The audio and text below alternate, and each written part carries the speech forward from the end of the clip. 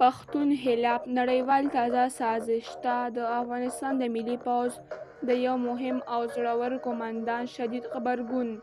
جنرال سمیع سادات د خپلو پښتنو په ننګ میدان ته راودانګل. دا چې څه یې ویلي، درنو لیدونکو ستړي مه شئ. جنرال سمیع سادات لیکلي، پښتانه له ترهګرۍ سره د مبارزې په لومړۍ کرښه کې دي. د سویس په کډوالو اداره کې د یوې وړاندې شوې نظري غبرګونونو په روانه نړۍ کې د متحدې ملي ډلې مشر جنرال سمیع سادات وایي چې پښتانه له ترهګرۍ سره د مبارزې په لومړۍ کرښه کې دي. ښاغلي سادات ویلي، د اسلامي امارت د ترهګرۍ پای ته رسول په عمومي توګه افغانان کولی شي، خو په ځانګړې توګه پښتانه.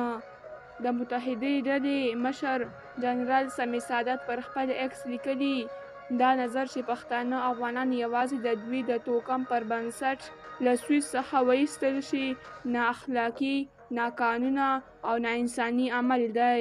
هغه د سویس له واکمنۍ څخه غوښتنه کړې ده چې باید دا نژاد پرست وړاندیز پر خپل ځای ودروي.